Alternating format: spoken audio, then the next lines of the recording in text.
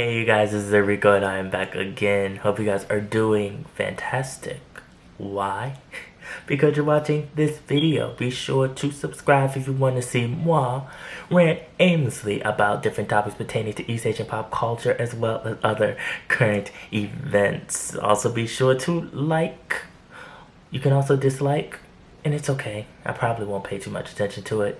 Comment your thoughts below on anything that I rant or inform you about. So let's go to Japan and talk about this society that is very much under the neon lights, that everything is surrounded by pop culture as well as fashion, music, cinema, anime, manga, everything. And all of this has bridged and stop the gap to worldwide prominence, and now many people all over the world love these things.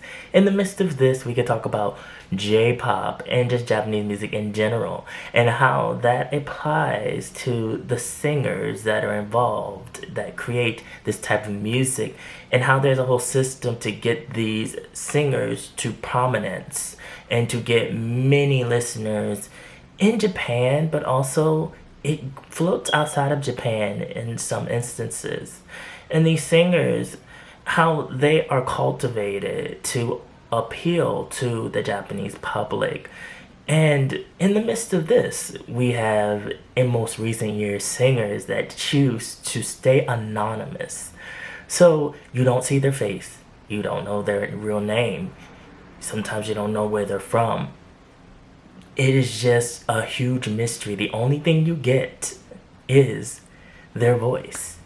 And online, you will see multiple singers that have become popular and that are just well known based off the mystery as well as the music that they put out. And there's been a lot of discourse around these singers. And it's like, why any age of idols and anime theme songs as well as Vocaloids and Hazame Miku and all of these just different components putting it together, why would you decide to be a singer that does not show his or her face? And to dive more deep into this, talking about some of the misconceptions I think that a lot of people have. One of it is that people think that these singers are shy. And I don't think it has anything to do with being shy, because if they were shy, they wouldn't put their music out at all. Because sharing something that you've created yourself, an art form, and putting it out toward the public for them to judge it is a very hard action to do. And to be able to do this is really something that causes for you to have a lot of bravery. We have singers who have come out like Hachi, who came out now to be such a huge J-pop singer. And I even feel like that when he came out, he still had like this sense of mystique about him with the hairstyle that's very popular in Japan of, you know, the hair over the eyes is a very like stylish, popular style where it still hides some of your face. But then as this singer and as many singers go along, they do start to kind of open up more. But we have these singers that start out hiding behind Vocaloids or behind animation. And what they do is they feel like that it gives them more freedom to express themselves without being judged. So it has more to do with like, I am not held to a standard of how I look.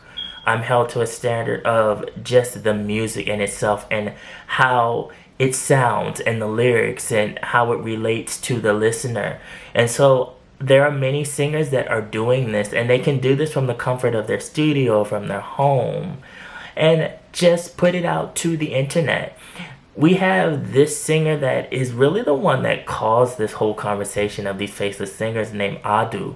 She is a female singer. She started out at a very young age from high school, now going into college. She's currently 21 years old. She made a song that basically told people to shut the F up. That was like her big hit song. It shocked Japan. It gave Japan an overall makeover. Now, she's not the first to be very blunt with her music and how she feels in her lyrics, in her songs.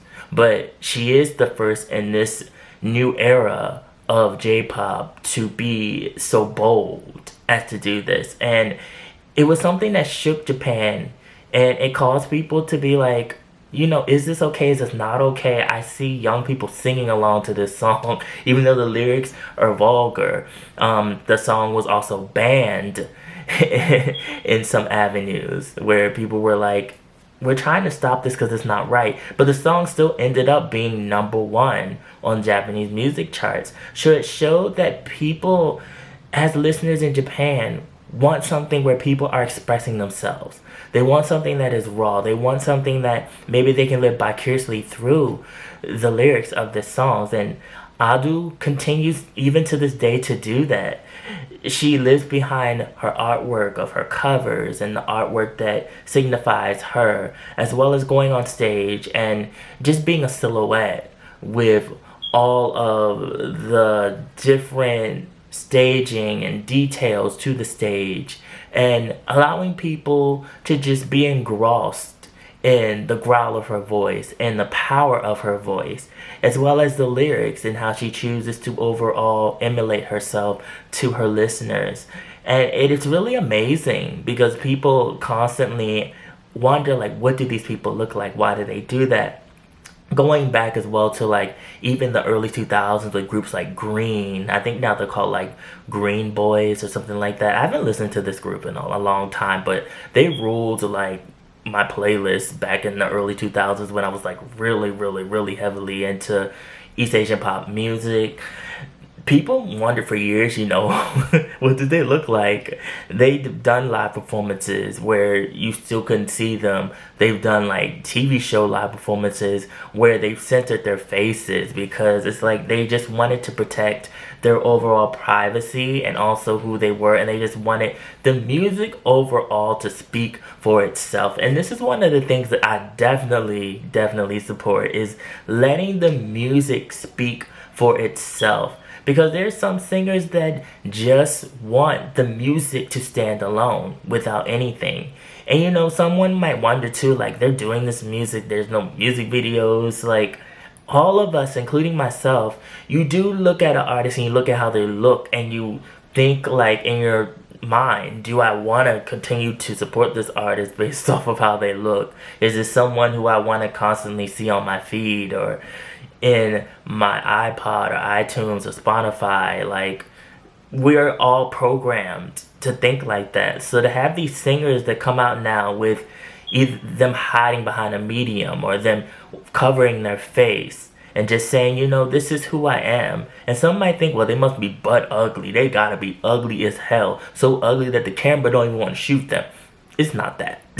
Because we're finding, like, in one example, like, Yuru, who is another female singer who I had no idea what she looked like. She covered her appearance for the longest time.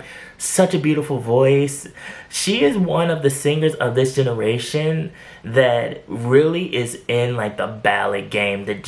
She's just killing it as far as like Japanese pop ballads are concerned. And I just love the pureness of her voice. And a lot of people wondered for a while, like, she came out of nowhere and she started dominating the charts and people just loved her voice. And we're like, okay, she has a beautiful voice, but like, what does she look like? Like, is she really even a female? Like, how do we know this isn't like a mannequin behind the silhouette and it's like not actually her and something else going on, or it's like a robot or something like that? It's like how do we know?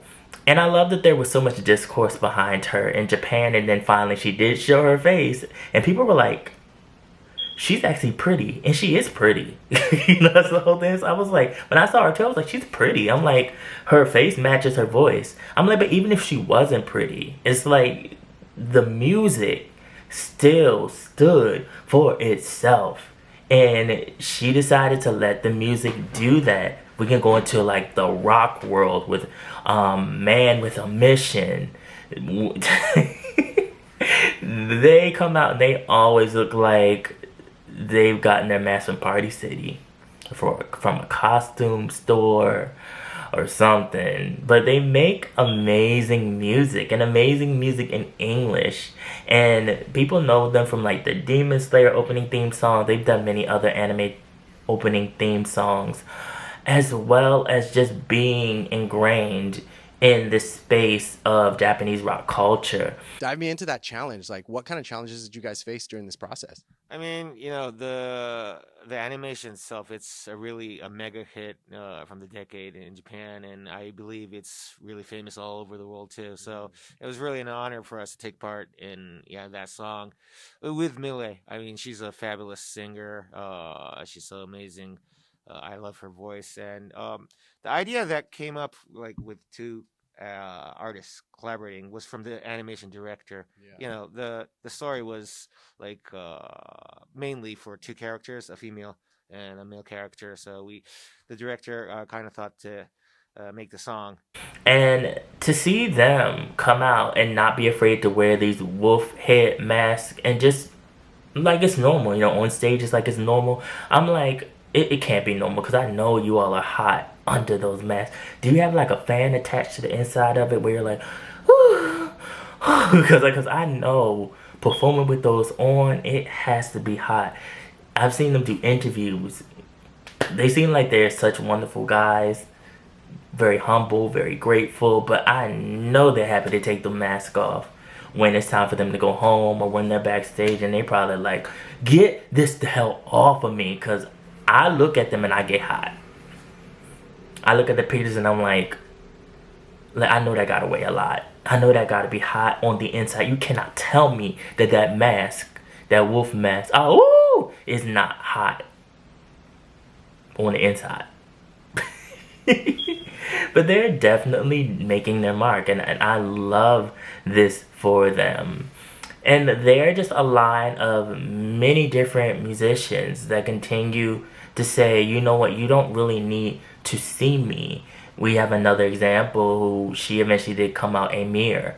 Amir's another one who's rose to prominence. I mean, I remember when she was first starting out, she was doing covers, and then she went to like releasing albums.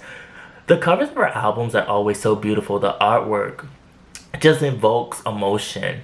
And I love her music. I love how her music has like this atmospheric feel of emotion in there. And even the way she sings, it gives off just this feel of atmosphere of emotions, like no matter what she sings. I don't like every single thing that she's come out with in recent years. However, like looking back over her discography, amazing. You didn't really see her face at first either. She either would pose in pictures and would kind of be to the side, have her hair over her face, looking away, and then finally she did reveal what she looks like, and I was actually surprised at her reveal. I was like, she looks like a nerdy high school girl, but she's cute. I was like, okay, this is her. I'm like, this is the female I've been listening to that makes these amazing rock ballads. And I'm like, I love it. I love that I know what you look like now. And, I moved on. It's never really a thing with me where I need to know what these people look like. It's always interesting when they do decide to come out and they show their faces, even though I think that it's okay that they don't. In Japanese culture, they are very different with how they look at the entertainment industry and celebrities. Now, you might see one facet where it's like, the idols, where they got like the weird fans that are just crazed. And, they gotta be like in their space and seeing who they're dating and trying to rub their hand and all that. And they're like, oh my god. And then we have like this other subculture where people understand celebrities, where they might see you out in public and they might follow you, but they won't invade your personal space.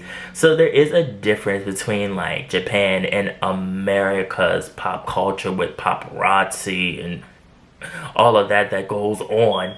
Japan, for the most part, is very respectful. You might get one person that'll come and be like, can I have a picture? Maybe not.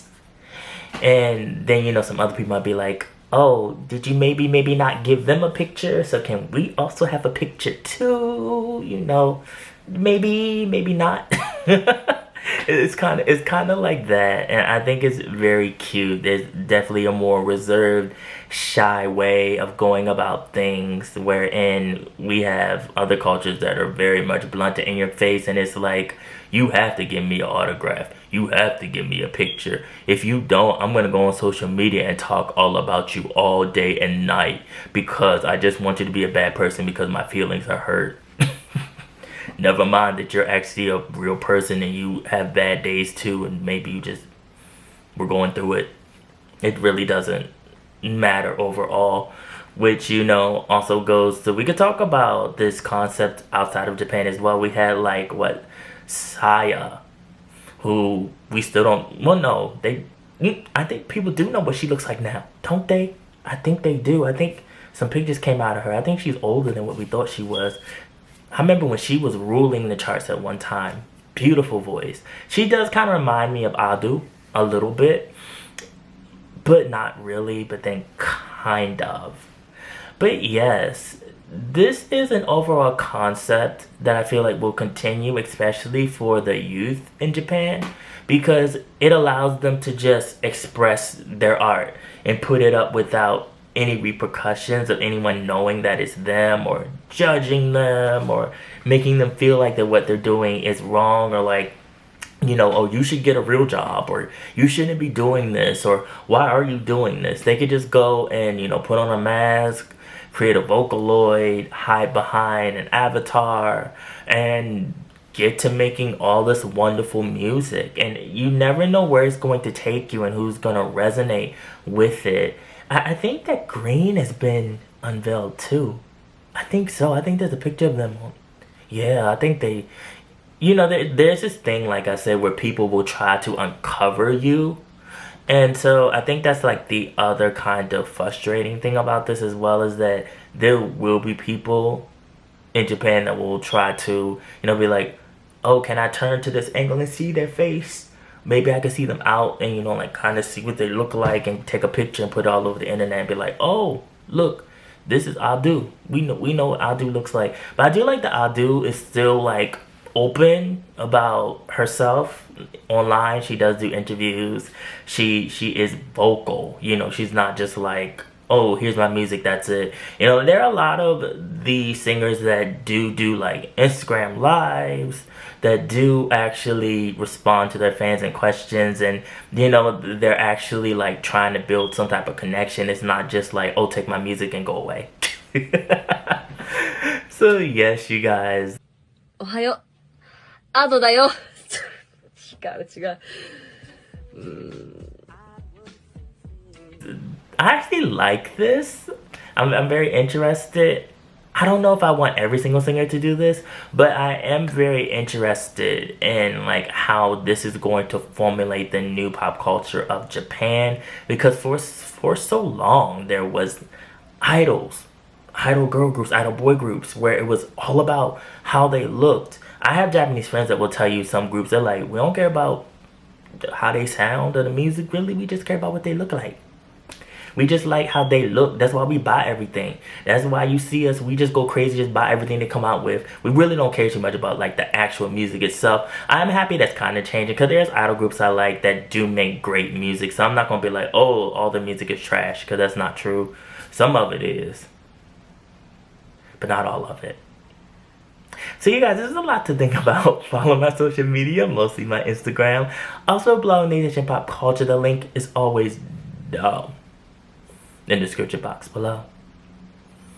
And remember, be real, stay real, live in the real.